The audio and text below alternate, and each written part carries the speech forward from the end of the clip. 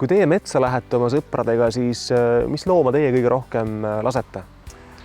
No ma ütleks niimoodi, et tegelikult ega siis ei ole nagu päris sellist looma, et võt seda tahaks kindlasti, et loom on loom ja eks see jahindus on ju selline, kuidas ma ütlen, tasakaalu otsimine looduses ja selle tasakaalu ka vähemasti me püüame seda tasakaalu seal säilitada, aga rõõmu teeb minule vähemasti alati see, kui on jahimeeste seltskond, kes meil siin on, kui nad kõik on jahil, see tavaliselt juhtub põdrajahil ja vot siis on küll niisugune hea tunne, et saad looma kätte ja pärast siis käib nii-öelda see, meie kandis öeldakse pläust, nimetatakse põdrasuppi, mida me pärast siis koos teeme ja arutame siis maailma asju.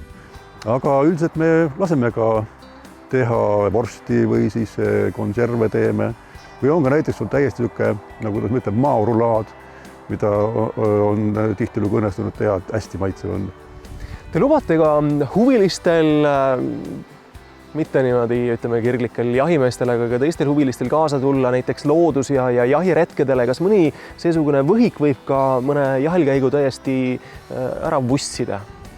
No üldiselt päris vussida küll ei õnnestu, aga jaa, loomulikult meil on isegi plaanis olnud koos siis üldhariduskoolidega, et me hakkame ka lastele tegema selliseid jahiretki, aga ka tutvustama lihtsalt looduses käima, millised jäljed on, kuidas tunda ära, kus loomad liiguvad, et järeltulevat põlvkonda peab kindlasti ju kasvatama.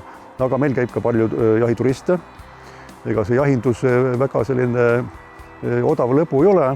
Ja veel lisaks sellele oleme püüdnud investeerida siia oma jahimajja ja et see nõuab ka vahendeid, nii et jahiturism aitab meil natukene ka siis oma kulusid katta, nii et jah, kõik, mis jahindusega seotud, kõike teeme.